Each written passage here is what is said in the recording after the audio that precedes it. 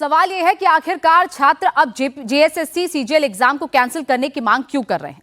तो आपको बता दें कि इसे लेकर एक बड़ा खुलासा हुआ है। जेएसएससी सीजीएल परीक्षा में भी पेपर लीक होने का बड़ा दावा सामने आया।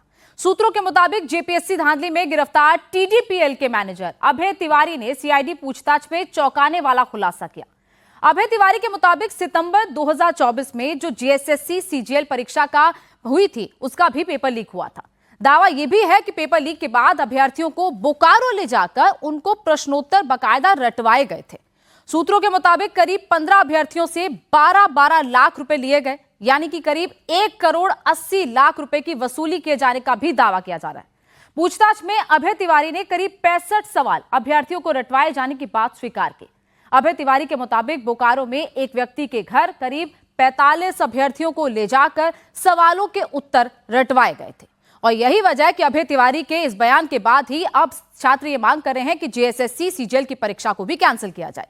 जेपीएससी धांधली का मास्टरमाइंड अभय तिवारी ने सीआईडी को पूछताछ में कई और अहम चौंकाने वाले खुलासे किए, जिसके मुताबिक 21 और 22 सितंबर को 2024 को जो जेएसएससी सीजीएल की परीक्षा हुई थी वो जिस तरीके से आयोजित हुई थी उसके पहले पेपर लीक हुआ था। जो अभय तिवारी से पूछताछ हुई, सीआईडी ने पूछताछ की है, उसमें यह कहा गया कि जो 21 और 22 सितंबर को यह परीक्षा होनी थी उस परीक्षा से एक दिन पहले यानी कि 20 सितंबर को ही छात्रों को सवालों के जवाब रटवा दिए गए थे और उसके बदले छात्रों ने पैसे दिए थे। कई छात्र हैं जिन्होंने पैसे दिए थे, उन्होंने प्रश्न और उसके आंसर जो है वो उनको बता दिए गए थे, उनको बाकायदा ले जाकर एक होटल में जाकर उनको उत्तर रटवाए थे।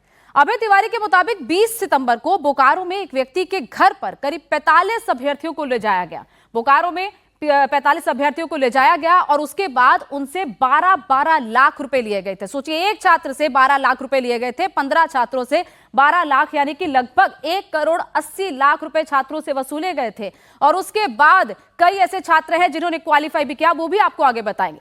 अभय तिवारी ने सीआईडी जांच में कुछ और भी बताया। उसने बताया कि सबूत के तौर पर सीआईडी को और क्या क्या मिला है वो भी आपको बताएंगे। इंडिया टीवी के पास सभी सबूत मौजूद हैं जो सीआईडी की जांच में सामने आया, लेकिन पहले आपको इस धांधली में जो 2 और नाम सामने आए हैं उनके बारे में बताते हैं। दरअसल अभय तिवारी से जो सीआईडी ने पूछताछ की है उसमें वेबल कंपनी के मालिक का नाम सामने आया। वेबल कंपनी का मालिक मिथिलेश सिंह है और जो पेपर की प्रिंटिंग का काम करता था वो वेबल कंपनी को ही मिला था, यानी कि मिथिलेश सिंह की कंपनी को ही इसका कॉन्ट्रैक्ट मिला गया था जो पेपर की प्रिंटिंग जिस प्रेस में होनी थी। और इसके साथ साथ जो मिथिलेश का करीबी है वो उमाकांत प्रमाणिक है। ये नाम जरूर याद रखिए, उमाकांत प्रमाणिक।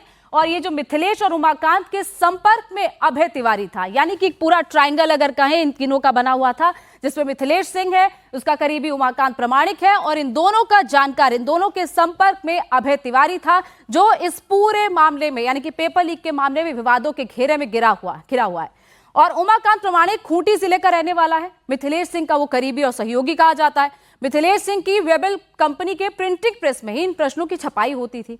अभय तिवारी इन दोनों के संपर्क में था और यही से उससे प्रश्न पत्र लेकर छात्रों को वो रटवाता था और उनसे मोटी रकम वसूल करता था, लगभग 1 करोड़ 80 लाख, जो डेटा सामने आ रहा है।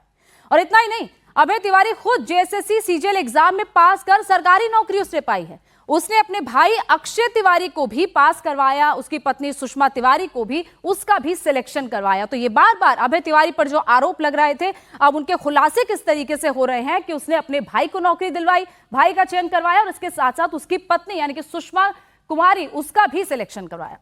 अब तक हमने आपको जो सारी बातें बताई वो अभय तिवारी ने सीआईडी की पूछताछ में बताई। अब मैं आपको वो सबूत दिखाने जा रही हूं जो सीआईडी की जांच में सामने आया। ये सीआईडी जांच की कॉपी है। सीआईडी ने बाकायदा जो रिपोर्ट दी है वो कि उसमें क्या क्या लिखा है वो आपको बताते हैं। इसमें लिखा गया था कि परीक्षार्थियों को बाकायदा पटना लेकर आ जाइए, ये कहा गया है इसमें। इसके साथ साथ सभी को सीजीएल एग्जाम में पूछे जाने वाले क्वेश्चंस का आंसर बताकर और बाकायदा उनके आंसर्स रटवाए गए थे, जिससे बाकायदा 10 कैंडिडेट्स के नाम भी हैं। इन 10 कैंडिडेट्स के नाम है जो कि 28 कैंडिडेट जिन्हें ले जाया गया था, बाकायदा जिनको प्रश्न पत्र के आंसर रटवाए गए थे, उनमें से 10 कैंडिडेट्स ने क्वालिफाई भी किया है, जिनके नाम इस सीबीआई की जांच की कॉपी में है, जिसमें नाम है देखिए नवीन कुमार यादव। और इसके अलावा 10 और कैंडिडेट्स हैं जिनके नाम इसमें है, उमेश यादव, उपेंद्र कुमार, ये सारे नाम है। इसके साथ साथ ये जो पटना लेकर आ जाइए, यानी कि अभ्यर्थी जिनको प्रश्न पत्र के आंसर रटवाने थे उनको बाकायदा पटना लेकर जाना था, ये उसमें कहा गया। साथ ही साथ जो सीजीएल एग्जाम में जिस तरीके से पूरी धांधली हुई है उसका भी इसमें जिक्र है। एग्जामिनेशन हॉल में चिट पुर्जा नहीं जाने दिया जाएगा, ये भी इसमें कहा गया। इसके बाद इस बात की जानकारी राम प्रवेश यादव को दी गई। 28 कैंडिडेट को परीक्षा से 2 दिन पहले यानी कि 21 और 22 सितंबर को परीक्षा होनी थी, 20 सितंबर को ही भेज दिया गया था, जहां से सुखबीर यादव 28 कैंडिडेट्स को नेपाल के बीरगंज में ले गया। वहां पर सभी को होटल में ठहराया और जिन 28 कैंडिडेट्स को पेपर उपलब्ध करवाए गए उसमें से 10 कैंडिडेट, उनके नाम आपको बता दी, विभूति अमन, दयानंद यादव, नवीन कुमार यादव, अमन कुमार, विनोद दिवाकर कुमार देव, विकास कुमार, अरविंद कुमार, उमेश यादव, उपेंद्र यादव, कृष्णा स्नेही ने सीजीएल का एग्जाम क्लियर किया है। सीजीएल के परीक्षार्थियों को 135 क्वेश्चंस का आंसर रटवा दिए गए थे, जिसमें से 120 क्वेश्चन का आंसर पूरी तरीके से सही पाया गया। सोचिए, 135 के 35 प्रश्न उनको रटवाए गए और जब एग्जाम देने वो बैठे तो जो आंसर उनके सही पाए गए, उनके आंसर शीट में वो 120 आंसर सही पाए गए। इससे जुड़ी एक और कॉपी हमारे पास है, जिसमें यह लिखा है कि सभी कैंडिडेट्स को 3 अलग अलग कमरों में रुकवाया गया। सभी के ओरिजिनल सर्टिफिकेट उनके जमा करवाए गए और कुछ से ब्लैंक चेक लेकर मनोज यादव को सुपुर्द कर दिया गया, जिसमें से एक छात्र उमेश यादव अपना ओरिजिनल सर्टिफिकेट उसने नहीं दिया था। फिर अगले दिन सुबह 6 बजे से लेकर 9 बजे तक मनोज यादव और हरिहर सिंह उर्फ हरी उर्फ अंसारी अपने हाथ लिए A4 के पेपर, जिस पर प्रश्न और उसका आंसर लिखा था, छात्रों को इकट्ठा करके एक रूम में बैठाकर वो रटवाता है। पढ़ाने के क्रम में एक छात्र दिलीप पासवान द्वारा छुपाकर कुछ लिखने का प्रयास किया जा रहा था, जिस पर मनोज यादव ने काफी नाराजगी जाहिर की और कहा कि मुझे भी ठीक से चेकिंग नहीं करने के कारण डांट पड़ी थी। प्रश्न पत्र का उत्तर पढ़ने के बाद सुबह 10 बजे के बाद सभी छात्र अपने परीक्षा केंद्र के लिए चले गए। रिजल्ट आने के बाद सीजीएल परीक्षा में सफल हुए 10 छात्र से अविलंब पैसा दिलाने की भी बात की गई है। तो बाकायदा जो बयान छपे हुए हैं, उन बयानों का जिक्र इस पूरी सीआईडी की जांच में है। प्रश्न पत्र का उत्तर पढ़ने के बाद सुबह 10 बजे के बाद सभी छात्रों को परीक्षा केंद्र जाने के लिए कहा गया था। सीजीएल का पेपर सिर्फ बोकारो और नेपाल के बीरगंज तक नहीं पहुंचा, बल्कि बंगाल के कोलकाता और आसनसोल तक भी पहुंचा। आसनसोल के एक होटल में 120 छात्रों के ठहरने की व्यवस्था की गई थी। तो देखिए, ये तारीख 21 सितंबर 2024, ये जिस दिन परीक्षा होनी थी उससे एक दिन पहले सबको उस कमरे में ठहराया गया था और इसीलिए प्रदर्शनकारी छात्र अब सीजीएल एग्जाम को रद्द करने की मांग कर रहे हैं।